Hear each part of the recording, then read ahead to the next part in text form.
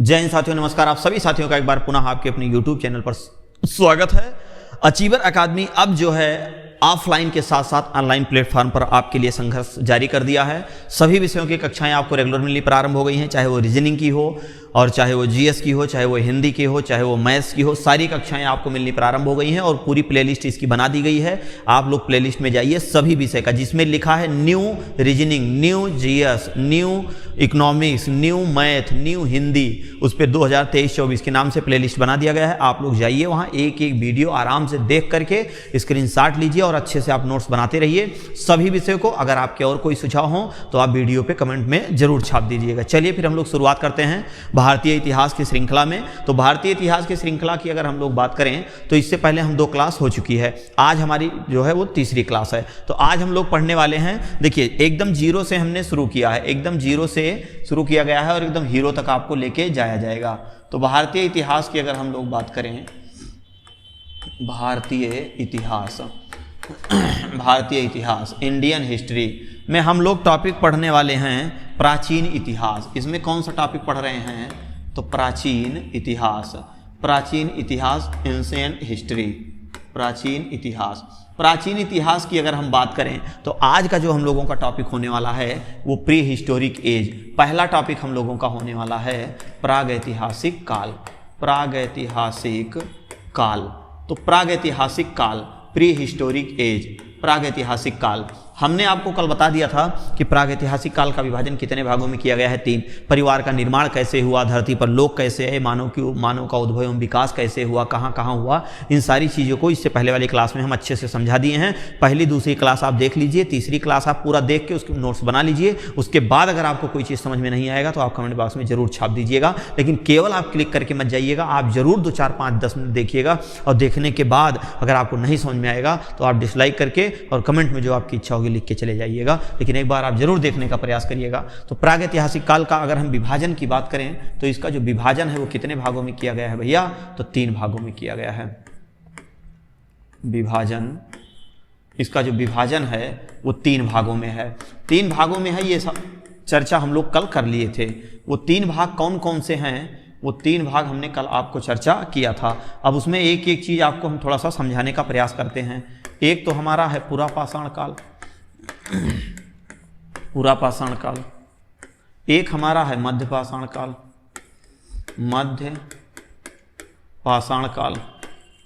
एक हमारा है नवपाषाण काल।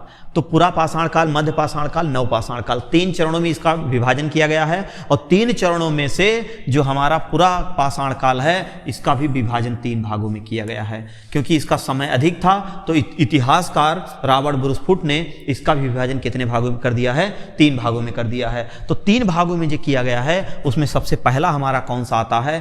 तो निम्न पूरा पाषाण आता है, निम्न पूरा पाषाण काल। दूसरा हमारा आता है मध्य पूरा पाषाण काल। तीसरा हमारा आता है उच्च पूरा पाषाण काल। तो अब हम लोग यहां से देखेंगे कि कौन कौन सी ऐसी चीज़ें थी, मतलब कि मानव ने कब क्या खोज किया, कैसे किया, इन सारी चीज़ों का गहन अध्ययन हम लोग इसमें करने वाले हैं। तो अगर निम्न पूरा पाषाण काल की बात की जाए तो निम्न पूरा पाषाण काल के मानव के जीविका का जो आधार था वो आखेटक और खाद्य संग्राहक था। देखिए सबसे पहले मानव का जीवन कैसे था तो उसके बारे में हम लोग चर्चा करेंगे। तो जीवन का मतलब कैसे था, तो सबसे पहले यहाँ पे क्या था? आखेटक मीन्स क्या होता है? तो आखेटक मीन्स होता है शिकार। आखेटक मीन्स क्या होता है? शिकार। तो निम्न पूरा पाषाण काल में मानव के जीविका का मुख्य आधार आखेटक एवं खाद्य संग्राहक था। तो यहां पर हम लिख सकते हैं खाद्य संग्राहक। खाद्य संग्राहक का मतलब क्या होता है? एक सेकेंड, ये देखिए खाद्य संग्राहक। आखेटक एवं खाद्य संग्राहक का मतलब ये हुआ कि जंगलों के फल फ्रूट्स को इकट्ठा करके और मानव उसका क्या करता था, पान करता था। और इसी आखेटक और खाद्य संग्राहक तो मानव की शुरुआती अवस्थाएं जुड़ी थी। तो मानव की शुरुआती अवस्थाएं आखेटक और खाद्य संग्राहक जीवन से जुड़ी हुई थी। इसी समय जो है मानव ने किस उपकरण का प्रयोग करना शुरू किया सबसे पहले, तो उस उपकरण का नाम है कुल्हाड़ी। किसका नाम है? कुल्हाड़ी। कुल्हाड़ी को ही क्या कहा गया? हस्तधार। इसी को कहा गया हस्तकुठार। हस्तकुठार कुल्हाड़ी है, चाहे इसको हस्तधार कहिए या हस्तकुठार कहिए या फिर अंग्रेजी में हैंडेक्स लोग कहते हैं। हैंडेक्स, अंग्रेजियों ने इसको हैंडेक्स कहा। और इसी समय जो है आग की खोज हो गई। आग की खोज हो गई। आग की खोज हो गई, लेकिन प्रयोग करना मानो यहाँ नहीं सीखा था। तो आग की खोज हो गई, कुल्हाड़ी उपकरण का प्रयोग किया। जैसे ये है पत्थर, मानो पत्थर उठाया और पत्थर ऐसे फेंक दिया, और जब मानो ने पत्थर फेंका एक टुकड़ा इधर से निकल गया और एक टुकड़ा इधर से निकल गया। तो एक टुकड़ा इधर से निकल गया तो इसको हम लोग यहाँ से मिटा देते हैं, और एक टुकड़ा यहाँ से जो निकला है उसको यहाँ से मिटा देते हैं। ये देख रहे हैं, है ना? ये देखिए क्या बन गया आपका? कुल्हाड़ी। ये कुल्हाड़ी किसकी बनी होती थी? पत्थर की। कोई वस्तु आप दो हाथ से फेंकोगे यूं ऐसे करके तो कम दूरी तय करेगी, लेकिन वही चीज अगर आप एक हाथ से फेंकोगे तो लंबी दूरी तय करेगी। तो ध्यान देने योग्य बात यह है कि जो पत्थर का प्रयोग उपकरण कुल्हाड़ी किया था वो निम्न पुरापाषाण काल। निम्न पुरापाषाण काल में मानव के जीविका का मुख्य आधार आखेटक और खाद्य संग्राहक था। मध्य पुरापाषाण काल में कोई बहुत ज़्यादा उपलब्धि नहीं हुई। धीरे धीरे यही जैसी व्यवस्थाएं थी वही व्यवस्थाएं इनको धीरे धीरे करके वो आगे चलती रही। उच्च पुरापाषाण काल में थोड़ी सी व्यवस्थाएं बढ़ गई। उच्च पुरापाषाण काल में मानव ने क्या क्या किया था? तो उच्च पुरापाषाण काल में अगर बात की जाए तो उच्च पुरापाषाण काल में मानव ने किसका प्रयोग शुरू किया? तो चलिए हम लोग देखते हैं उच्च पुरापाषाण काल। एक चीज हम आपको अच्छे से समझाते हुए चल रहे हैं, एक एक पॉइंट। उच्च पुरापाषाण काल, उच्च पुरापाषाण काल। तो भैया उच्च पुरापाषाण काल में क्या हुआ था? तो उच्च पुरापाषाण काल में क्या हुआ था? दीपक का आविष्कार हो गया था। आज जब दीपक का आविष्कार हो गया, दीपक का आविष्कार हो गया, आधुनिक मानव होमोसेपियंस का उदय हो गया। होमोसेपियंस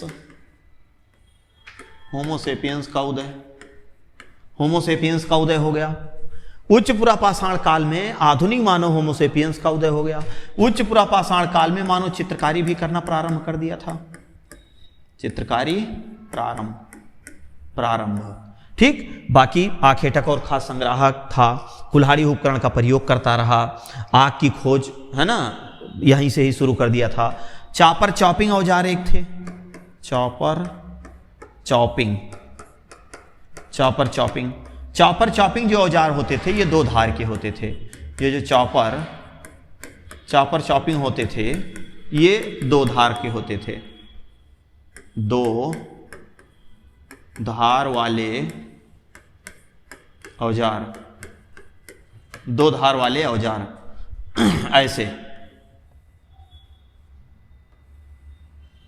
ये यहां से पकड़ने वाला था, ये यहां से पकड़ने वाला था। यहां से पकड़ करके और इधर भी धार होती थी और इधर भी धार होती थी। तो दो धार से मतलब ये फायदा यहां हो गया कि मान लीजिए एक धार टूट गया, मुड़ ही गए, खत्म हो गया, तो कम से कम दूसरी धार है, वहां से हम लोग हचाक से काम कर देंगे, खटाखट मार करके। तो चॉपर चॉपिंग इसी समय की घटना है। तो कुल मिला के पूरा पाषाण काल से मानव ने इतनी सारी जानकारी की। अब अगला आपका आ जाता है मध्य पाषाण काल। चलिए हम लोग मध्य पाषाण काल के बारे में देख लेते हैं। अगला हमारा आ जाता है मध्य पाषाण काल। मध्य पाषाण काल की सबसे बड़ी उपलब्धि क्या थी? तो भैया मध्य पाषाण काल की जो सबसे बड़ी उपलब्धि थी, मानव ने पशुपालन प्रारंभ कर दिया। तो मानव ने क्या काम कर दिया? पशुपालन प्रारंभ कर दिया। पशुपालन प्रारंभ। पहला पशु कौन सा पाला था? पहला पशु कुत्ता। इसका प्रमाण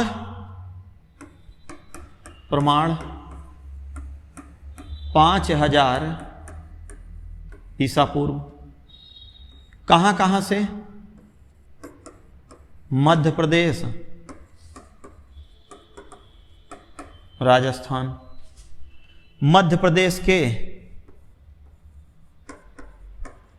आदमगढ़ और राजस्थान के बागौर। ठीक, मध्य प्रदेश के आदमगढ़, राजस्थान के बागौर और उत्तर प्रदेश के इलाहाबाद। उत्तर प्रदेश इलाहाबाद, ये देखिए। ठीक, ये 3 जगहों से पशुपालन का प्रमाण मिला। मानव द्वारा पालतू बनाया गया पहला पशु क्या था? कुत्ता। मध्य पाषाण काल में ही मानव छोटे छोटे औजारों का प्रयोग करना प्रारंभ कर दिया। छोटे छोटे औजारों का प्रयोग, छोटे छोटे औजारों का प्रयोग प्रारंभ कर दिया। इसको कहा क्या गया उन छोटे पत्थरों को? सूक्ष्म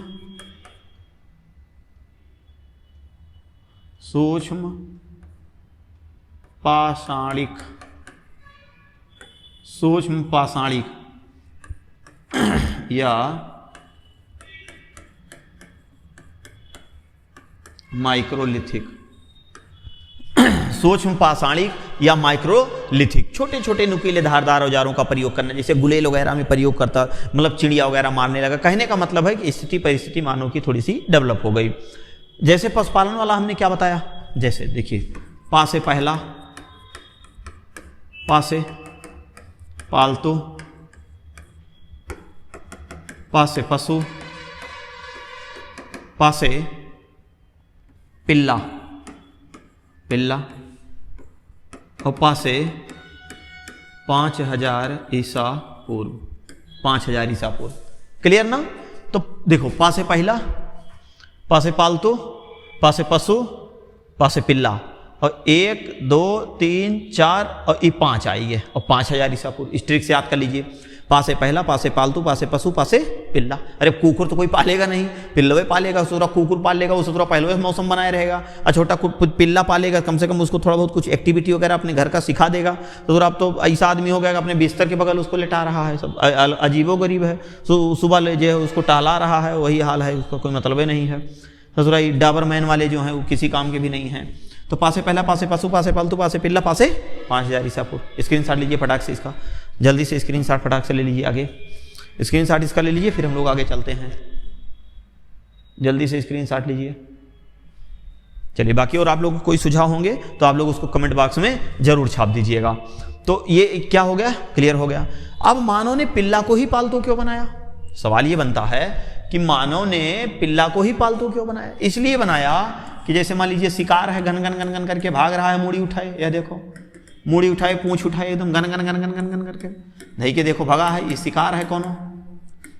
और शिकारी लोग दौड़ाए हैं, या देखो, ये पूरा परिवार है भैया, एक परिवार है, ये एकदम ला छर्रा कोनिया प्याली, ये पूरा एकदम मार बहरीन बहरी, सब दौड़ाए हैं घन घन घन घन घन घन घन घन। किसको? शिकार को। कुत्ता कहीं से देखा और जाके आगे से इसको रोक देता है।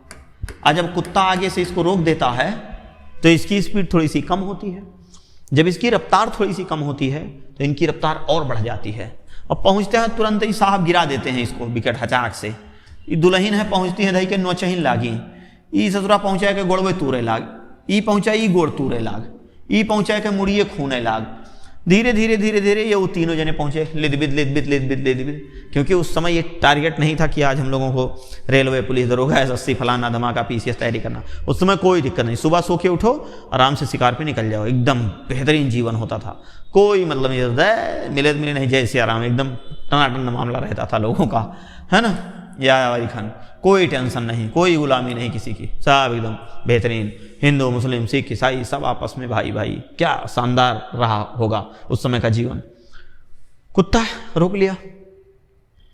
ये जितने लोग थे इसको नोच नोच के खाना शुरू किए विधिवत तरीके से। और जब नोच नोच के खाना शुरू किए तो कुत्ता भी शांति से ही बैठ गया आराम से। ये लोग जब इसको खावा करके चले गए, पूरा मटेरियल वह चूस तो लेंगे नहीं, कुछ नल्ला सल्ला बचा रह गया। कुत्ता गया और एकदम ताजी मांस खाया। कुत्ता सोचा है ससुरा अभी तक तो हम सड़ी गली मांस खाते थे, आज तो हम एकदम ताज़ा मटेरियल खाए हैं, तो ताज़ा मटेरियल खाए हैं तो कहीं ना कहीं उसके अंदर भी थोड़ी बहुत ताजगी आई। और जब उसके अंदर थोड़ी बहुत ताजगी आई तो उसने सोचा कि यार इन लोगों के साथ में रहना ठीक है। तो ये लोग चले आए भाई साहब और बढ़िया जो झोपड़ा सोपड़ा बनाते थे, क्योंकि इन लोगों के मकान वगैरह नहीं होते थे, घास फूस के मकान कंदराओं में झाड़ियों में निवास करते थे। तो भैया ये टटिया लगाई गई से, अब इसे जो है सब अपने घर में लेट गए बेचारे तर ऊपर यहीं में उल्टा सीधा। अब अंग्रेजी मीडियम वाले कह रहे होंगे व्हाट इज टटिया, अरे टटिया इस गांव में बनिंग सरपतिंग है। चलिए अब कुत्ता आया यहीं बैठ गया शांति से, रात में कोनो सियार आवा जैसे भुड़काइस तब तक कुत्ता जरूरत दौड़ाली भों कहीं के साहब जो लेटे रहे कहीं उठिन कहीं देखें कहीं ना है। यार ये तो वही जानवर है जो हम लोगों को जंगल में मिला था। सवेरे उठे सब लोग फिर शिकार पे निकल गए। कुतौना बढ़िया पीछे से धीरे धीरे यह मौसम बनाई, जैसे कोनो जानवर दिखे तैसे रपटाइल ही। जैसे गाँव में आप क्या होता है, मान लीजिए पेड़ के नीचे आप बैठे गर्मी के दिन में, बढ़िया जोनहरी खेत लहरियात है और सरकाए रहे हो, एकदम मौसम बना है, अपन धैर्य की चैटिंग चल रही है और तब तक नील गाय आपके खेत में आ गया, तो आप क्या करते हैं, ससुरा गाँव जितना मरकटाहा कुकुर रहा थे छोड़ बड़ा लेके दबंग से लेके सब कहीं के सबको दौड़ा लेते, खेत से उसको निकाल देते। तो कहीं ना कहीं आपके काम में आसानी हो गई, नहीं हो गई, आपकी चैटिंग भी चलती रही और खेत से जो है आपका नीलगाय भी चला गया। तो कहने का मतलब ये है कि इस प्रकार जो है मानव ने कुत्ते को पालतू बना लिया। अगला हमारा आ जाता है नवपाषाण काल। नवपाषाण काल, नवपाषाण काल, नवपाषाण काल, new palaeolithic age. New palaeolithic age की अगर हम लोग बात करें तो यहां तक पहुंचते पहुंचते मानव के अंदर काफी परिवर्तन आ गया। परिवर्तन का मतलब ये हो गया कि रहन सहन खान पान में धीरे धीरे करके परिवर्तन आना शुरू हो गया। तो जब रहन सहन खान पान में इसके परिवर्तन हुआ तो कहीं ना कहीं मानव के अंदर कुछ ना कुछ सुधार हुआ। तो जब बाबू सुधार हुआ तो वही सुधार के बारे में हम लोग यहाँ देखते हैं कि नवपाषाण काल में मानव ने क्या क्या किया। तो नवपाषाण काल में मानव ने सबसे पहले पहिए का आविष्कार हो गया। पहिए का आविष्कार हो गया। दूसरा, आग का प्रयोग करना। आग का प्रयोग। कुम्हार के चाक का आविष्कार। कुम्हार के चाक का आविष्कार। चित्रों में रंगों का प्रयोग करना। रंगों का प्रयोग। इस समय पहला पालतू पशु इनका, पहला पशु भेड़। यहीं से ही अस्थाई जीवन की शुरुआत हो गई। अस्थाई जीवन की शुरुआत हो गई भैया। अस्थाई जीवन की शुरुआत हो गई, यहीं से ही अस्थाई जीवन की शुरुआत हो गई। नवपाषाण काल से पहिए का आविष्कार हो गया। जब पहिए का आविष्कार हो गया तो पेड़ के तने को काट करके मानो पहिया बनाने लगा। ये इसे काट काट के, इसे ऐसे काट काट के, ये पेड़ का तना है मान लीजिए, और इसे काट काट के पहिया यहाँ इसे जोड़ दी, इसे का एका जोड़ दी लाएगी इसे। लो अब बढ़िया कौन शिकार करे, यही धैर्य लाइक शिकार। लो भैया यहां से जुआठा लगाएगी, एक आदमी हिया खींच रहे हैं और पीछे से ढकेल रहे हैं। पहिए का आविष्कार किस काल में हो गया? नवपाषाण काल में। आग का प्रयोग करना भी नवपाषाण काल में शुरू कर दिया। प्रयोग का मतलब है कि मांस को अब ये भून करके खाने लगा। अभी तक कच्चे थे कि चिचोर खात रहा, अब भून करके जब खाने लगा तो कहीं ना कहीं मानव के अंदर कुरकुराहट आई, मतलब ताजगी आई। यार ये तो और स्वादिष्ट है। आलू भी आप कच्चा खाइए अजीब सा लगेगा, उबाल के खाइए थोड़ा सा ठीक ठाक लगेगा, कहीं उसको भून करके खाइए कंडी की आग में, अरे उस थोड़ा राखी पाती सहित देखिए करर करर एकदम सोनाए, एकदम मिठास आ जाती है। राखी पाती सहित आप खा जाओगे, एकदम अंदर का जितना गंदगी है सब फिल्टर उल्टर होके सब एकदम पेट साफ हो जाएगा आपका। बूढ़ बुजुर्ग लोग क्या करते थे, इसे क्यों पेट उठ पी रहा है तो टोना झारे वाला सिस्टम रहता है। भभूत थोड़ा सा पेट में लगा लो, थोड़ा सा खा लो, तो थोड़ा भभूत अंदर जाती थी, पूरा पेट एकदम टनाटन हो जाता था, तो फिट हो जाता था। तो इन सारी चीज़ों की जानकारी मानव को कहाँ से हुई? तो नवपाषाण काल से। तो भैया नवपाषाण काल की अगर हम लोग बात करें, तो नवपाषाण काल जो है हमारा, यहां से कृषि कार्य मानव प्रारंभ कर दिया। तो जब मानव कृषि कार्य प्रारंभ कर दिया तो यहीं से ही मानव के अंदर काफी परिवर्तन हो गया। कृषि कार्य प्रारंभ, कृषि कार्य प्रारंभ, तो मानव ने कृषि कार्य प्रारंभ कर दिया। तो मानव ने जब कृषि कार्य प्रारंभ किया तो सीधी सी बात है कि मानव को तो अब रुकना पड़ेगा, क्योंकि जब फसलों को उसने बो दिया है तो उसकी सिंचाई करना है, उसकी देखभाल कर, तब तो मजबूरन अब रुकना पड़ेगा। तो यहीं से ही भैया अस्थायी जीवन की शुरुआत हो जाती है, नवपाषाण काल से। अब जब कृषि कार्य प्रारंभ कर दिया तो कृषि का प्रमाण कहाँ कहाँ से मिलता है, इसके बारे में देख लेते हैं। इसका प्रमाण, तो इसका प्रमाण देख लेते हैं। एक तो 6000 ईसा पूर्व सबसे प्राचीनतम प्रमाण, दूसरा 7000 ईसा पूर्व, 8000 ईसा पूर्व। देख रहे हैं, इसका जो प्रमाण मिला है वो 6000 ईसा पूर्व, 7000 ईसा पूर्व और 8000 ईसा पूर्व। 7000 जो 6000 8000 दोनों में कंफ्यूजन क्या है, यह सबसे प्राचीनतम प्रमाण है, प्राचीनतम प्रमाण है, यह सबसे प्राचीनतम प्रमाण है। अब देखिए यहां ये कहां से मिला था, तो ये मिला था जो है उत्तर प्रदेश, इलाहाबाद कोलडिहवा नामक स्थान से, कोलडिहवा। किस चीज का प्रमाण मिला था, तो चावल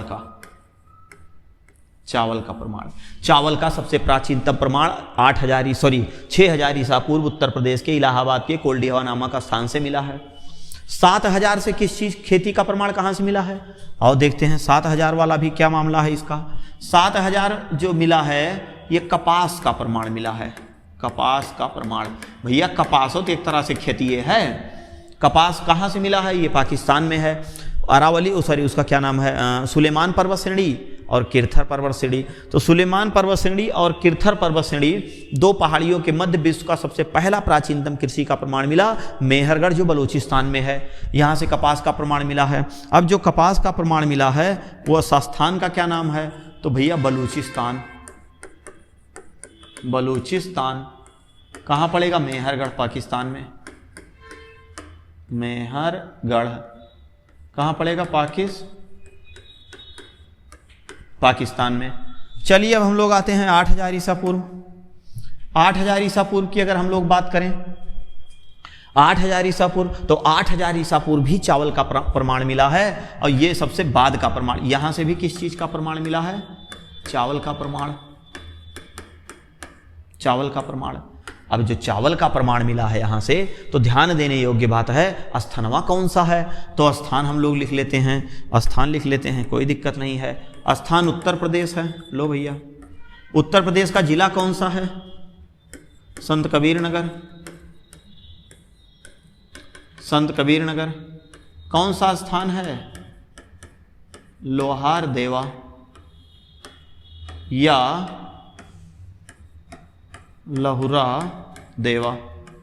लोहार देवा या लहुरा देवा नामक स्थान से चावल का प्रमाण मिला है, लेकिन वह मिला है इलाहाबाद के बाद से। ईसा पूर्व पीछे को चलता है, और सबसे जो प्राचीनतम प्रमाण है वो सबसे पिछवाड़े चलेगा, पीछे की तरफ चलता है। तो चार यहां से भैया किस चीज का प्रमाण मिला, कृषि का प्रमाण। तो ये देखिए कृषि का प्रमाण, तो कृषि का प्रमाण हमने आपको बता दिया, यहां से मिला। कहां से मिला, तो इसी कारण से मानव के जीवन में क्या हो गया, अस्थायित्व आ गया। अब इसी समय की बात है जो है यहां से अब कुछ और चीजें भी मिली है, उसके बारे में देख लेते हैं। एक स्थान है जम्मू कश्मीर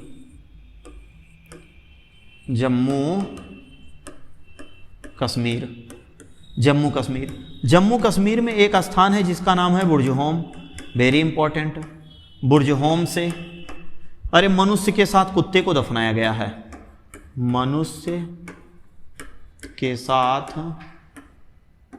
कुत्ते को दफनाया गया है। ठीक, मनुष्य के साथ कुत्ते को।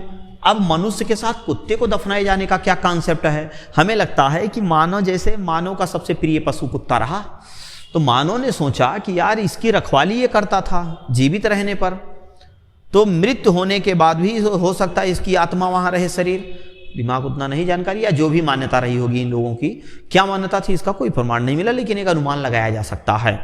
तो मनुष्य के साथ कुत्ते को दफनाए जाने का प्रमाण कहां से मिला है? तो जम्मू कश्मीर के बुर्जहोम नामक स्थान से, जम्मू कश्मीर के बुर्जहोम नामक स्थान से मनुष्य के साथ कुत्ते को दफनाए जाने का प्रमाण मिला है। भनाक से इसका स्क्रीनशॉट लीजिए, भन्न से पहले जल्दी से जल्दी इसका स्क्रीनशॉट लीजिए और उसके बाद हम लोग आगे चलते हैं जल्दी से। बहुत साधारण तरीके से हमने एक एक चीज़ आपको पूरा लिख दिया है, इससे बाहर आपके एग्जाम में नहीं आना है। अगर इतना आप कवर कर लेते हो तो आपका काम हो जाएगा, इतने से भी आपका काम हो जाएगा, ठीक है। देखिए बहुत ज़्यादा हड़बड़ाने की भी जरूरत नहीं है, बहुत ज़्यादा भागने की भी जरूरत नहीं है, बस निरंतर हम लोगों को केवल चलते रहना है। बुद्ध ने मध्यम प्रतिपदा अपनाने की बात कही थी, और बुद्ध ने ही, गौतम बुद्ध ने ही जो है आनंद को कहा। बुद्ध जी जब उनका अंतिम चरण चल रहा था तो आनंद ने कहा कि महाराज आपका तो हमने जीवन भर जो है सारा सब कुछ सेवा किया है, और आप हमें कुछ नहीं दे रहे हैं, दुनिया को तो आप बहुत कुछ दे रहे हैं, आपने मुझे क्या अब तक दिया?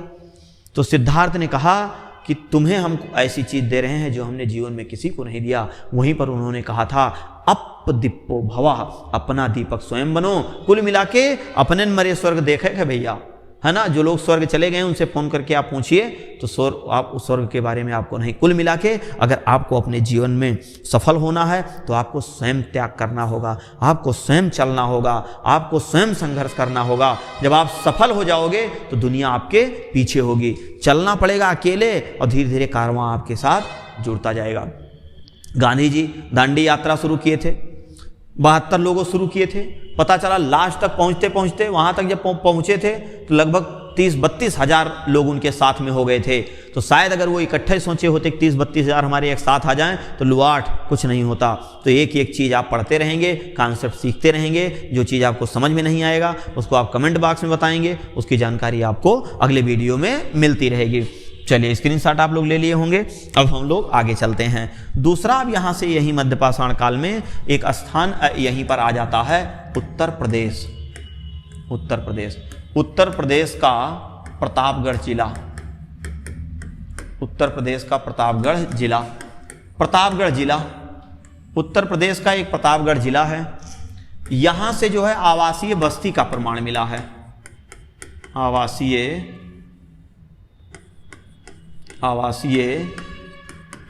वस्ती का प्रमाण, आवासीय वस्ती का प्रमाण मिला है। आवासीय बस्ती का प्रमाण मतलब स्तंभ गर्त का प्रमाण, स्तंभ गर्त का प्रमाण मिला। अब देखो भैया, स्तंभ मतलब और गर्त मतलब, अरे गर्त मतलब होता है गढ़ा, गड्ढा। स्तंभ मतलब होता है पिलर, खंभा, खंभा गड्ढा मतलब एक तो बड़क के गड्ढा यहां खोदा गया था, एक यहां बड़क के गड्ढा खोदा गया था, और एक लकड़ी यहां ऐसे गाड़ दी गई थी, एक लकड़ी यहां गाड़ दी गई थी, और इस लकड़ी के ऊपर एक लकड़ी ऐसे रख दी गई थी, ऐसे एक लकड़ी रख दी गई थी ऊपर। फिर उसके बाद इधर से इसे लटका दिया गया था, झुका दिया गया था, और इधर झुका दिया गया था ऐसे। बढ़िया एक ठो साटा लगा दिया गया था। साटा मतलब बांस का, गाँवों में कहते हैं इसको, क्या कहते हैं, मड़हा, मड़हा या छपरा। एक बड़ा गड्ढा यहाँ मिला है, और छोट छोट थूनी वाले गड्ढा भैया यही मिले हैं, थूनी। अब लोग सोच रहे होंगे हार्टिक थूनी क्या होता है? अरे थूनी छपरा बनाइंग रोकिंग और ये है आपके बड़ियर, मोटी वाली, ये एकदम बड़ियर हो गई। इसी तरीके से ए यूं ऐसे ऐसे बना रहता था। तो इसको देख के अनुमान लगाया कि उस समय का मानव इसका मतलब अस्थाई जीवन व्यतीत करता था, और इसका जो प्रमाण मिला है वो उत्तर प्रदेश के कहाँ से? प्रतापगढ़ जिले के सराय नाहर राय एवं महदहा से। तो उस स्थान का क्या नाम है? सराय नाहर राय, सराय नाहर राय एवं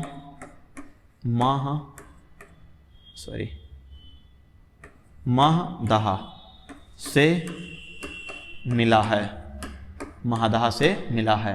ठीक, तो इतना सारा चीज हमने आपको बता दिया। तो इतनी सारी चीजें आपको समझ में आई होंगी, हमें उम्मीद और पूरा विश्वास है। हमने आपको बताया पूरा प्रागैतिहासिक काल के बारे में, विभाजन 3 भागों में, पूरा पाषाण काल, मध्य पाषाण काल, नव पाषाण काल। पूरा पाषाण काल का विभाजन 3 भागों में किया गया। 3 भागों में निम्न पूरा पाषाण काल में क्या हुआ, मध्य में कुछ इस तरह से नहीं हुआ था, कोई ऐसा उल्लेख नहीं है। उच्च पूरा पाषाण में भी क्या क्या हुआ, उच्च पूरा पाषाण काल को हमने यहाँ तक बता दिया, फिर यहाँ हमने आपको बता दिया मध्य पाषाण काल। ये मध्य पाषाण काल के बारे में क्या क्या जानकारी मिली, कैसे कैसे मानव की अवस्थाएं जुड़ी, इन सारी चीज़ों का अध्ययन इसमें हमने करा दिया आपका। इसके बाद हमने नवपाषाण काल के बारे में बताया। नवपाषाण काल की स्थिति क्या थी, कैसे था। नवपाषाण काल में मानव ने सबसे पहले किस पशु को पालतू बनाया। देखिए, अगर क्वेश्चन ये पूछता है कि मानव ने सर्वप्रथम किस पशु को पालतू बनाया, तो आप कुत्ता लगाओगे। लेकिन अगर ये क्वेश्चन पूछ ले कि नवपाषाण काल में मानव ने सबसे पहले किस पशु को पालतू बनाया, तब आप लगाओगे भेड़। इतना समझ में आ गया ना, ठीक। तो इन सारी कृषि का प्रमाण क्या था, जम्मू कश्मीर के बुर्जहोम नामक स्थान से मनुष्य के साथ किसको दफनाया गया था, कुत्ते को दफनाए जाने का प्रमाण मिला है। इस चीज को हमने अच्छे से आपको बता दिया। अगला हमने आपको बताया कि उत्तर प्रदेश का एक प्रतापगढ़ जिला है, वहां से आवासीय बस्ती का प्रमाण मिला है। स्तंभ गर्त मतलब खंभा और गड़हा, हमने ये पूरा फिगर बना के आपको समझा दिया। इस तरह से आवासीय बस्ती का प्रमाण मिला है। सराय नाहर एवं महदहा से। अब मानव क्या हुआ कि नदी घाटियों के किनारे बसना प्रारंभ कर दिया।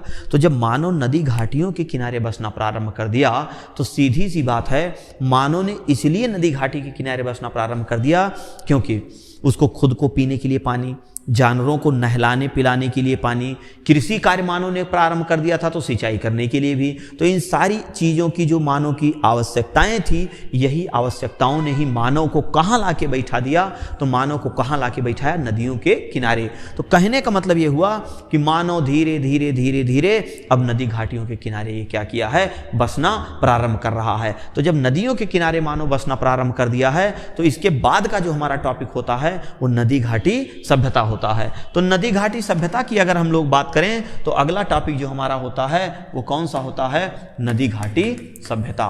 नदी घाटी सभ्यता, रिवर वैली सिविलाइजेशन। नदी घाटी सभ्यता, नदी घाटी सभ्यता, रिवर वैली सिविलाइजेशन।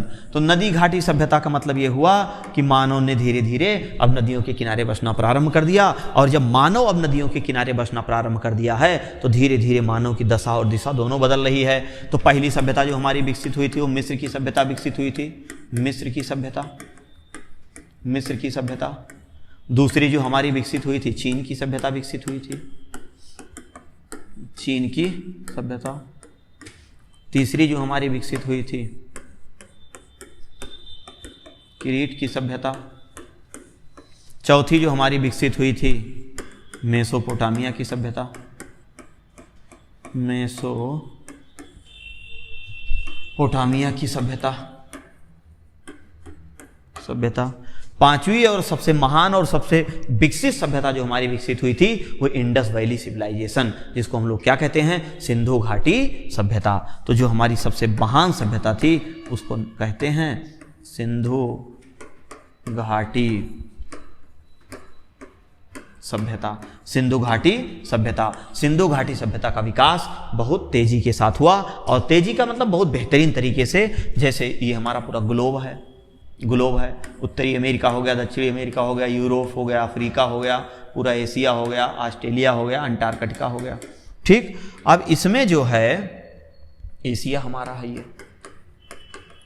ये कल आपको एकदम फिगर अगली वीडियो में अच्छे से बता देंगे, पूरा एक मैप बना के। उत्तरी अमेरिका, यूरोप, दक्षिणी अमेरिका, अंटार्कटिका, ऑस्ट्रेलिया। सबसे बड़ा 1, 2, 3, 4, 5, 6, 7 ये है। अब इस पूरे धरती पर, ये जो हमारी पूरी धरती है, ये धरती है, ये धरती है, ये धरती है, ये धरती है, ये सब चट्टान है, ये चट्टान है। यह एकमात्र है जहां पर निर्जन महाद्वीप है, जहां पर लोग नहीं रहते हैं। बाकी सभ्यताओं पे, बाकी जितने भी हमारी क्या नाम है महाद्वीप हैं, वहां पर जितने भी कॉन्टिनेंट हैं सब पे लोग रहते हैं। मानव का क्रमिक विकास शुरू कहां से हुआ? सबसे पहले तो अफ्रीका महाद्वीप के मिस्र से होता है। उसके बाद ये मिस्र की सभ्यता कहाँ विकसित हुई? यहाँ विकसित हुई। बाकी ये जितनी सभ्यताएं हैं, ये सारी सभ्यताएं, इन सारी सभ्यताओं का विकास एशिया में हुआ। सारी सभ्यताओं का विकास, इन सारी सभ्यताओं का विकास कहाँ हुआ? एशिया में हुआ। इसी कारण एशिया महाद्वीप को सभ्यताओं का पालना कहते हैं। मानव की जन्मस्थली किसे कहते हैं? मानव का पालना किसे कहते हैं? मानव की जन्मस्थली किसे कहते हैं? मानव का प्रादुर्भाव मतलब उदय सबसे पहले कहाँ हुआ? तो अफ्रीका महाद्वीप में। सभ्यताओं का विकास कहाँ पर हुआ? तो एशिया महाद्वीप में। तो इस प्रकार जो अगला टॉपिक हमारा होगा वो नदी घाटी सभ्यता और सिंधु घाटी सभ्यता, बहुत ही शानदार तरीके से और बहुत ही बेसिक कॉन्सेप्ट के साथ हम आपको पढ़ाने का प्रयास कर रहे हैं और एक एक छोटी छोटी चीज़ें आपको समझा दे रहे हैं, एकदम खेल खेल के माध्यम से आपके लैंग्वेज में, आपके भाषा में, ताकि चीज़ें आप लोगों को समझ में आए। तो हमें उम्मीद और विश्वास है कि टॉपिक आप लोगों को समझ में भी आ रहा होगा। बाकी और आपके कोई सुझाव होंगे तो आप लोग उसको कमेंट बॉक्स में जरूर बताइएगा। तो इसी प्रकार अचीवर अकादमी ऑफलाइन के साथ साथ अब ऑनलाइन सेवा भी आपके लिए देना पूरी तरह से एकदम निःशुल्क दे दिया है। पूरी रीजनिंग, पूरी जीएस, पूरी हिंदी, पूरी मैथ, पूरी इंग्लिश, सभी विषय पूरे यूट्यूब पर इस चैनल के माध्यम से आपको पूरा निःशुल्क पढ़ाया जाएगा। एक बार पूरा प्लेलिस्ट बना करके और पूरा पढ़ा के कर दिया जाएगा। तमाम ऐसे हमारे भाई बहन हैं कि जो संभवतः एप्लीकेशन की भी शुल्क नहीं दे सकते हैं, तो कम से कम वो EMB नेट भरा करके और अगर पढ़ लें तो समझ लीजिए कि हमारा वही प्यार और आशीर्वाद है। बाकी और आप इधर भेजिए इधर उधर अपना लोगों को, और भी आप लोग पढ़िए, और भी जो सुझाव होंगे आप कमेंट बॉक्स में जरूर बताइएगा। मिलते हैं नेक्स्ट क्लास में, तब तक के लिए जय हिंद, वंदे मातरम। आप सभी साथियों को मेरा प्यार भरा नमस्कार, बहुत बहुत धन्यवाद, आभार।